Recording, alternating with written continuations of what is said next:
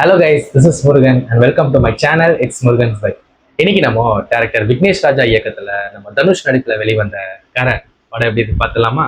And welcome to the session Murugan's movie meter. படத்தோட கதையை பத்தி சொல்லணும்னா, படத்துல வந்து நம்ம தனுஷ் வந்து பாத்தீங்கன்னா ஒரு ஒன்னா நம்பர் திருடருங்க. தனக்கு திருட்டு தொழில் தவிர்த்து வேற எந்த தொழிலுமே தெரியாதுன்னு சொல்லி சுத்திக்கிட்டு இருக்க தனுஷ்க்கு இந்த காதல், கல்யாணம், குழந்தை குட்டி இதெல்லாம் ஆசை வரதானே செய்யும். ஸோ அப்படி வந்ததுனால கடைசியா ஒரே ஒரு திருட்டு நல்லா பெருசா திருடி செட்டில் ஆயிடும் அப்படின்னு சொல்லி ஒரு திருட்டு அட்டம் பண்றாரு. ஆனா எதிர்பாராத விதமா அந்த திருட்டுல அவர் மாட்டிக்கிறாரு. சோ அதுல இருந்து எப்படி வெளியே வராரு, அதுக்கப்புறம் அவர் என்னென்ன ஸ்ட்ரகிள்ஸ் எல்லாம் ஃபேஸ் பண்ணாரு அப்படின்னு சொல்றதாங்க இந்த படத்தோட மொத்த கதையுமே. படத்தோட ஸ்கிரீன் பே பத்தி சொல்லலாம். நான் ஆரம்பத்துல சொன்ன மாதிரி கடைசியா ஒரே ஒரு திருட்டு எப்படியாச்சும் இதை சக்சஸ்ஃபுல்லா முடிச்சு லைஃப்ல செட்டில் ஆயிடலாம் அப்படின்ற எண்ணத்தோட திருட போய் ஒரு இடத்துல தனுஷ் மாட்டிக்கிட்டாருன்னு சொன்ன பாத்தீங்களா.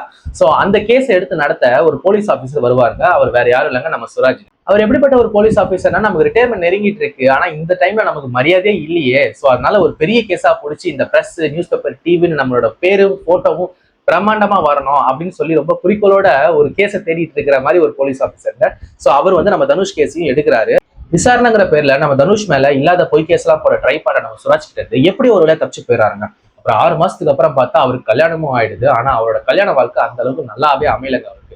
அவர் சாதாரண ஒரு ஹோட்டல்ல ஒரு சர்வரா தான் வேலை செய்யறாரு. அவருக்கு அந்த வருமானமும் பத்தவே இல்லை. சோ என்ன பண்ணலாம் அப்படின்னு யோசிச்சுட்டு இருக்கும் போது நம்ம ஏன் பேங்க் கிட்ட போய் லோன் கேட்க கூடாது, நம்மளே தனியா ஒரு மெஸ் ஆரம்பிக்க கூடாது அப்படின்னு சொல்லி பிளான் பண்ணி பேங்க்குக்கு போறாரு. பேங்க்குக்கு போனா அவங்க என்ன சொல்றாங்க, உங்ககிட்ட செக்யூரிட்டி இருக்கா, ஷூரிட்டி இருக்கா, நிறைய விஷயங்கள் கேட்க அவர் வந்து கடைசியில வந்து எங்க ஊர்ல ஒரு லேண்ட் இருக்கு, எனக்காக ஒரு 8 ஏக்கர் இடம் இருக்கு, நான் வந்து பத்திரத்தை வாங்கிட்டு வந்து லோன் வாங்கிக்கிறேன்னு சொல்லி அந்த ஊருக்கும் கிளம்பி போறாங்க. ஊருக்கு போய் பார்த்தா அவங்க அப்பா ஆல்ரெடி அந்த லேண்டை வச்சு ஒரு டிராக்டர் லோனுக்கு வாங்கிடுவாங்க. ஸோ அந்த டிராக்டரோட லோனை கட்ட முடியாம ஆல்ரெடி அவர் ரொம்ப கஷ்டப்பட்டு இருப்பாரு. அவங்க அப்பாவோட லோன் பிரச்சனையை இவர் எப்படி தீத்தாரு அப்படின்னு சொல்றதுதாங்க இந்த மொத்த ஸ்கிரீன் பிளே.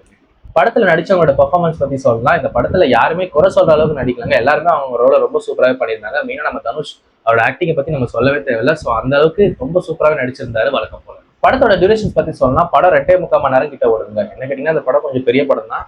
பட் அவங்க ஏதாவது ஒரு சில விஷயம் பண்ணி படத்தை இன்னுமே ட்ரிம் பண்ணியிருக்கலாம். ஏன்னா படம் வந்து ஆல்ரெடி ரொம்ப ஒரு டெட் ஸ்லோவா தான் போயிட்டு இருக்கு. ஸோ அதனால வந்து இந்த டியூரேஷன்ன்றது கொஞ்சம் இந்த படத்துல வந்து ஒரு நெகட்டிவா தான் இருக்கு.